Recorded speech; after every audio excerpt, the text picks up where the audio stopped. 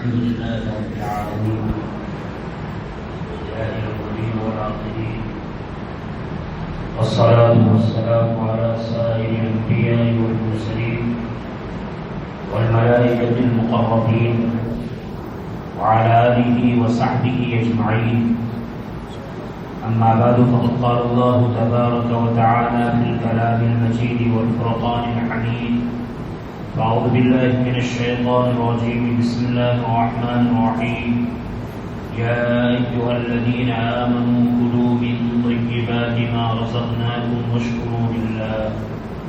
وقال النبي صلى الله عليه وسلم: طلب كسب الحلال فريضة بعد فريضة.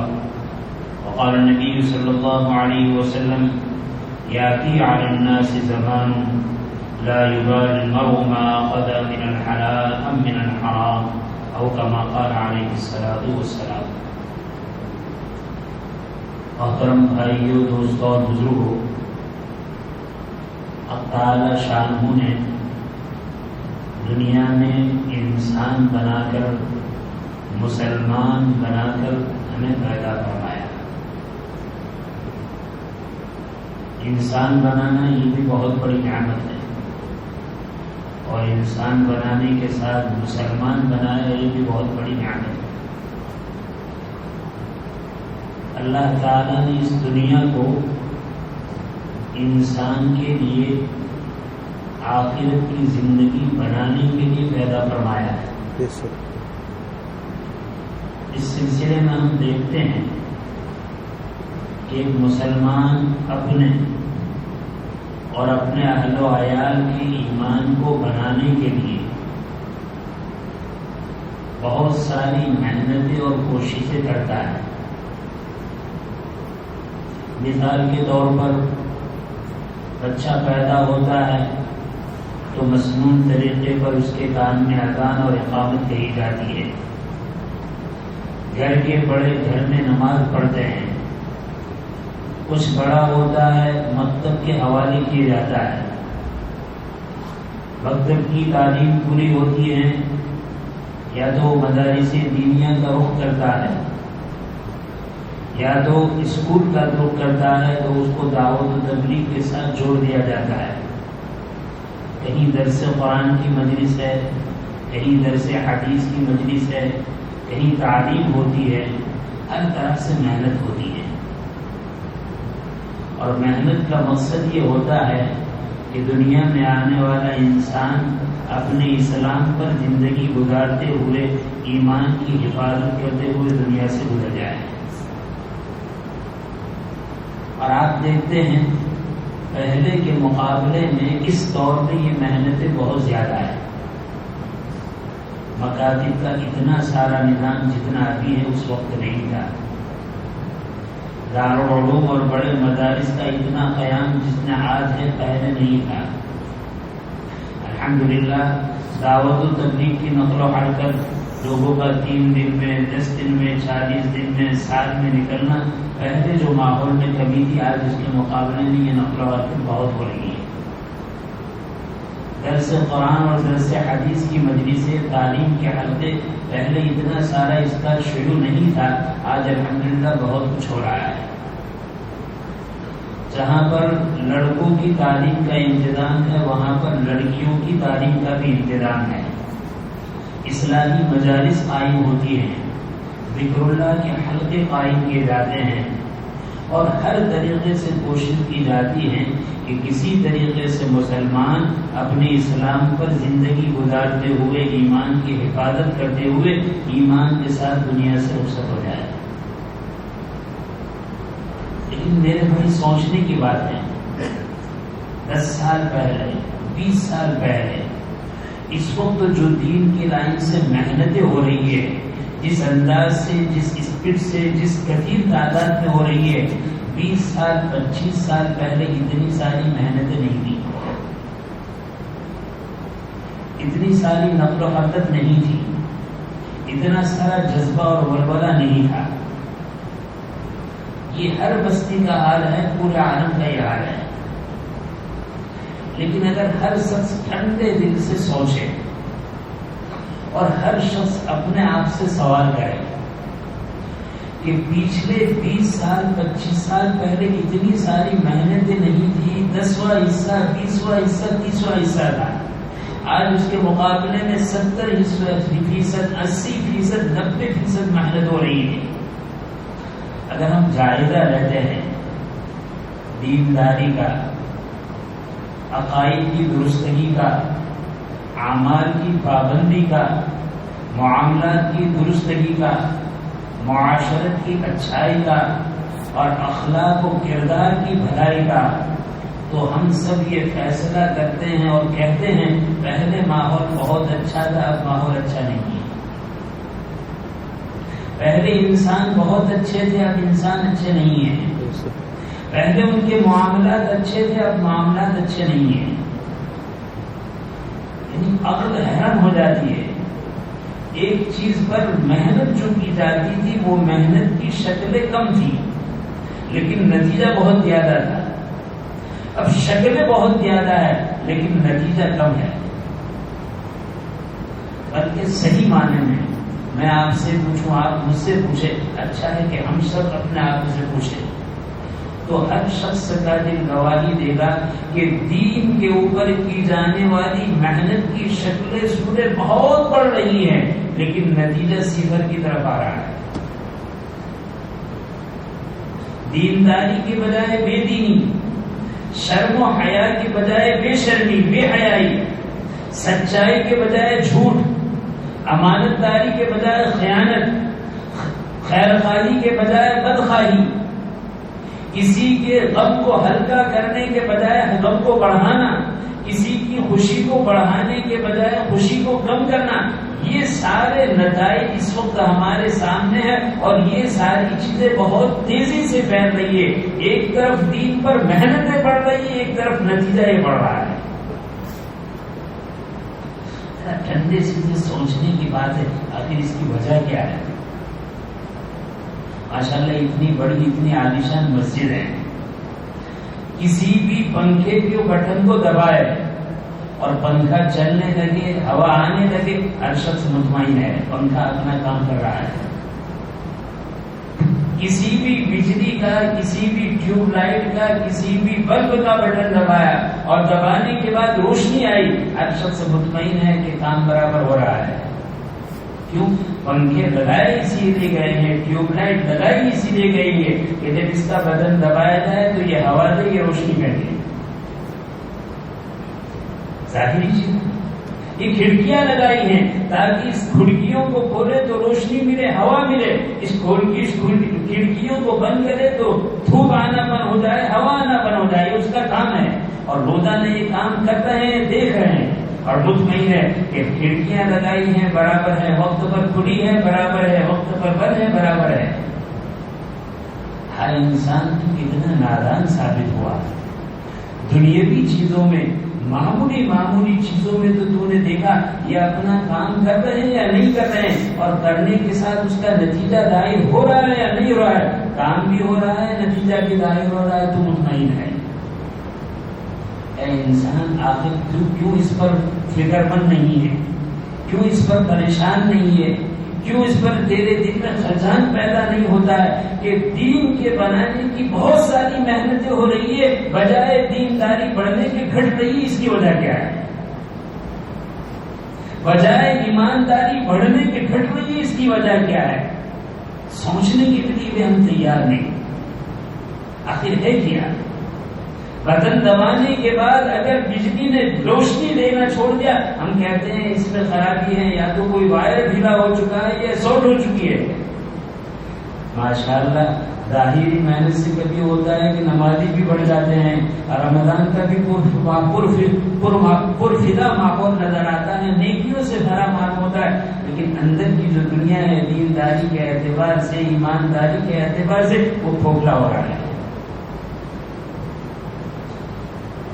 کسی چیز پر محنت کرنے کے بعد نتیجہ ظاہر نہ ہو، آدمی دنیاوی ہر معاملے میں فکر مند ہے، دین کے معاملے میں بیچارہ اتنا غفلت میں پڑ چکا ہے کہ اس کا احساس بھی ختم ہو گیا ہے. اس چیز پر ہم سوچے کہ محنتیں ہونے کے بعد، کام ہونے کے بعد، مال و دولت خرچ کرنے کے بعد نتیجہ کیوں ظاہر نہیں ہو رہا ہے؟ جہاں اس کے اور بہت سارے وجوہات ہو سکتے ہیں، بہت سارے اسباب ہو سکتے ہیں۔ میرے عزیز بھائیوں، میرے دوستوں، ایک بہت بڑا سبب، ایک بہت بڑی وجہ انسان کے پیٹ میں جانے والا رزق ہے۔ اور رزق 3 قسم کا ہے: رزق حلال، رزق مشتبہ اور رزق حرام۔ رزق حلال اپنا کام کرتا ہے، رزق مشتبہ اپنا کام کرتا ہے، رزق حرام اپنا کام کرتا ہے۔ رزق حلال اپنا ہی کام کرتا ہے۔ حلال طریقے سے حلال کمایا ہوا رزق جب پیٹ میں جاتا ہے تو سب سے پہلا اس کا اثر انسان کے دل پر، انسان کے دماغ پر پڑتا ہے۔ دل دماغ پر کیا پڑتا ہے؟ دل میں نور پیدا ہوتا ہے، دل میں اچھی باتیں آتی ہیں، دماغ ان اچھی باتوں پر عمل کرنے کی تجویز اور پلان بناتا ہے۔ یہ فطری چیز ہے۔ اندر اگر رزق حلال جاتا ہے، رزق طیب جاتا ہے، تو اس رزق طیب اور حلال انسان کی طبیعت کو اللہ کی فرمانبرداری کی طرف، اللہ کی نیکی کی طرف کھینچتا ہے، مائل کرتا ہے۔ رزق مشتبہ ہے تو یا تو نیکیاں کرتا نہیں ہے، یا نیکیاں کرتا ہے لیکن نیکیوں کے کرنے میں لطف نہیں آتا، نیکیوں کے کرنے میں سستی اور کاہلی ہوتا ہے، ہوتی ہے۔ لہذا نیکیوں کے مقابلے میں جو برائیاں ہیں ان برائیوں کی نفرت نہیں آتی، ان برائیوں سے طبیعت نہیں اکتاتی، ان برائیوں سے طبیعت گھبراتی نہیں ہے۔ اور رزق حرام جب پیٹ میں جاتا ہے تو رزق حرام کا خاصہ یہ ہے کہ اس کے دل و دماغ میں گندے اور برے خیالات آتے ہیں، پلان بناتا ہے دماغ گندگیوں کا، اور انسان کی طبیعت گندگی کی طرف، حرام کاری کی طرف، برائیوں کی طرف، گناہوں کی طرف دوڑتی ہے، لپکتی ہے، یہاں تک کہ طبیعت ایسی اس کی متاثر ہوتی ہے، اچھی چیز بری لگتی ہے، بری چیز اچھی لگتی ہے۔ آج امت کا بہت بڑا مسئلہ، سب سے بڑا مسئلہ کہا جائے تو غلط نہیں ہے، رزق حلال کا ہے۔ آدمی حلال کمائے، حلال طریقے سے کمائے۔ سہل بن عبداللہ تستری رحمۃ اللہ علیہ نے بڑی عجیب بات ارشاد فرمائی رزق حلال کے باب میں اور رزق حرام کے باب میں۔ من اکل حلالا طاعت جوارحہ علم او لم يعلم شاء او لم يشاء ومن اکل حراما عصت جوارحہ شاء او لم يشاء علم او لم يعلم۔ حضرت سہل بن عبداللہ تستری رحمۃ اللہ علیہ فرماتے ہیں کہ جس آدمی کے پیٹ میں حلال لقمہ گیا تو اس حلال لقمے کے جانے کی وجہ سے اس کا دل منور ہوگا، اس کا دماغ اچھی چیز سوچے گا، اور اس کے سارے عادہ سے جائز اور حلال اور اللہ کو راضی کرنے والے اعمال ظاہر ہوں گے۔ چاہے یہ حلال رزق اس نے جان کر کھایا ہو یا انجانے میں کھایا ہو، چاہے یہ رزق اس نے چاہت کے ساتھ چاہیا ہو، چاہے بغیر چاہے کھایا ہو، اپنا اثر ہی دکھائے گا۔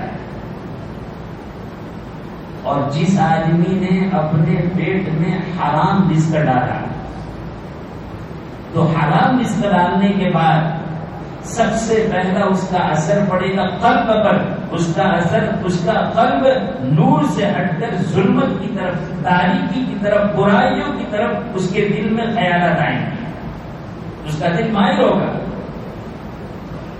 اور اس کے بعد وہ خیالات دماغ میں پہنچیں گے، دماغ ہر برائیوں کا نقشہ بنائے گا، اور اس کے بعد ایک ایک عضو اللہ کی نافرمانی کریں گے، عصت جوارحہ، اس کے اعضاء نافرمانی کریں گے۔ فرماتے ہیں علم او لم یعلم، وہ جو رزق حرام اس کے پیٹ میں گیا ہے چاہے اس کے علم میں ہو، اس کو معلوم ہو تو بھی، اس کو معلوم نہ ہو تو بھی، اس کو معلوم ہے کہ میں حرام کھا رہا ہوں تو بھی اثر ہوگا، اور اس کو معلوم نہیں کہ حرام ہے تب بھی اثر ہوگا۔ شاء او لم یشاء، چاہے اس نے اپنی چاہت سے اس کو کھایا ہو، چاہے چاہت کے بغیر کھایا ہو، یہ اپنا اثر کرے گا۔ اور پھر علماء نے مثال دی اس پر کہ رزق کا اپنا اثر کس طرح کرتا ہے، حلال ہے تو اچھا اثر اور حرام ہے تو برا اثر کس طرح کرتا ہے۔ ایک آدمی ایک شیشی کو دیکھتا ہے، وہ شیشی اعلیٰ قسم کے شربت کی ہے، بوتل ہے، شربت روح افزا ہے، اور اس میں جو شربت بھرا ہوا ہے وہ شربت روح افزا کی شکل کا ہے، لیکن حقیقت میں وہ شربت نہیں، وہ زہر ہے۔ اس زہر کو کوئی آدمی شربت روح افزا سمجھ کر پی رہا ہے، اس کی چاہت زہر پینے کی ہے نہیں، اس کے علم میں ہے کہ زہر نہیں، نہ اس کی چاہت ہے نہ اس کا علم ہے، لیکن وہ زہر پی گیا۔ تو زہر کی خاصیت یہ ہے وہ اپنا اثر دکھلا کر رہے گا، آدمی کو ہلاک کر کے رہے گا۔ اب وہ اعلان کرے کہ قسم خدا کی کھا کر کہتا ہوں مجھے معلوم نہیں تھا کہ زہر ہے، یا وہ کہتا ہے میں نے بالکل اپنی چاہت سے نہیں پیا ہے، انجانے میں پیا ہے، مجھے زبردستی پلا دیا گیا ہے۔ اگر ڈاکٹر کے سامنے یہ بات کہیں، گھر والوں کے سامنے یہ بات کہیں، سرجن کے سامنے یہ بات کہیں، وکیل کے سامنے یہ بات کہیں، ہر ایک کہتے ہیں تمہاری بات صحیح ہے، لیکن تم نے جس کو شربت سمجھ کر کیا ہے، بغیر چاہے کیا ہے، وہ زہر کا، زہر اپنا کام کرے گا۔ میرے بھائی اسی طریقے سے رزق حرام جو ہمارے پیٹ میں جائے گا، وہ رزق حرام اپنا کام کرے گا۔ اور اپنا کام کیا کرتا ہے؟ اپنا کام یا تو یہ کرتا ہے کہ اس کا دل خراب ہوتا ہے، دل میں اچھی چیزیں نہیں آتی ہیں، برائیوں کے خیالات آتے ہیں، دل اچھی چیز کو قبول نہیں کرتا ہے، برائیوں کو قبول کرتا ہے۔ حدیث میں اچھے خیالات اللہ کی طرف سے ملائکہ ڈالتے ہیں اور برے خیالات شیطان ڈالتا ہے۔ جب رزق حرام ہوتا ہے تو ملائکہ کے اثرات کو دل قبول نہیں کرتا، شیاطین کے اثرات کو قبول کرتا ہے۔ دل بادشاہ ہے سارے اعضاء کا، جب اس نے اس کے اثر کو قبول کر لیا، دماغ اس کا وزیر ہے، دل بادشاہ ہے، دماغ اس کا وزیر ہے، دل وزیر اعظم ہے، دماغ اس کا صوبائی وزیر ہے، گورنر ہے، لہذا وہ نقشہ بناتا ہے، یہ کرنا ہے، یہ کرنا ہے، یہ کرنا ہے، یہ کرنا ہے۔ ارے بھائی یہ تو نمازی ہے، یہ تو زکات ادا کرنے والا ہے، یہ تو یہ کرنے والا، یہ سب اپنی شکل میں رہیں گے، لیکن اس میں جو اثر ہے وہ اثر ختم کر دے گا۔ حدیث میں کیا فرمایا گیا؟ ان الصلاۃ تنہی عن الفحشاء والمنکر، نماز آدمی کو بے حیائی اور منکر سے روکتی ہے۔ میرے بھائی جب رزق حرام پیٹ میں جاتا ہے تو رزق حرام کے پیٹ میں جانے کے بعد ہمارے اعضاء سے جو نماز ظاہر ہوتی ہے، وہ نماز گناہوں سے روک نہیں سکتی، وہ نماز بے حیائی سے نہیں روک سکتی، اس لیے کہ نماز کے پاور کو رزق حرام نے ختم کر دیا ہے۔ اب آپ جتنی بھی عبادت کی شکلیں ہیں، جتنی بھی ایمان کے حفاظت کی شکلیں ہیں، جتنی بھی ایمان کو بنانے کی محنتیں ہیں، جتنی بھی ایمان کو سنوارنے کی محنتیں، ان ساری چیز پر نظر ڈالیے، نتیجہ آپ کا یہ ہوگا کہ محنت بڑھ رہی ہے، نتیجہ صفر ہو رہا ہے۔ کیوں؟ رزق حرام نے ہمارے دل کے اندر سے جو اثر تھا نورانیت کا، نماز کا جو پاور تھا، اس کو جھلسا کر ختم کر دیا ہے۔ بہت بڑا مسئلہ ہے۔ لیکن جب ایسی بات کہی جاتی ہے تو شیطان ہم سب کا دشمن ہے، وہ یہ نہیں کہتا کہ تو اپنا سوچ تیری حلال کمائی کیسی ہے، فلاں کی حلال کمائی، فلاں کی کمائی حرام ہے، فلاں کی حرام ہے، فلاں کی حرام ہے، فلاں شراب بیچتا ہے، فلاں یہ کرتا ہے، فلاں زمین غصب کرتا ہے، فلاں چوری کرتا ہے، فلاں یہ کرتا ہے۔ میرے بھائی کسی کو دیکھنے کی ضرورت نہیں، ہر شخص دیکھے کہ میری اپنی کمائی کیسی ہے۔ جب وہ اپنے اوپر فکر کرے گا، اپنی کمائی کو حلال کرے گا، تو میرے بھائی دیکھو پہلے تو یہ تھا کہ وہ عام سنگل گناہوں میں، سمپل گناہوں میں تھا، اس نے بجائے اپنے کے دوسروں کو دیکھنا بھول گیا، دوسرا حرام خور ہے، دوسرے کا کاروبار حرام ہے، دوسری کی فکر ہے، اپنی فکر ختم ہو جائے گی۔ نہیں، کسی کو دیکھنے کی ضرورت نہیں، گناہ کے بارے میں اپنے آپ کو دیکھنے کی ضرورت ہے۔ میرے بھائی یہ طے کریں، ہم یہ کوشش کریں گے ہمارا کاروبار حلال ہے یا حرام، جس انداز سے ہم کما رہے ہیں حلال یا حرام، حرام ہے اس کو چھوڑنے کی فکر کریں، حلال ہے اس کو بڑھانے کی فکر کریں۔ حق تعالی شانہ نے جو باتیں کہلوائی، حق تعالی شانہ ٹھنڈے دل سے سوچنے کی، سمجھنے کی، اس پر عمل کرنے کی ہمیں توفیق نصیب فرمائے۔ آمین وآخر دعوانا الحمد للہ رب العالمین۔ صلی اللہ علیہ وسلم۔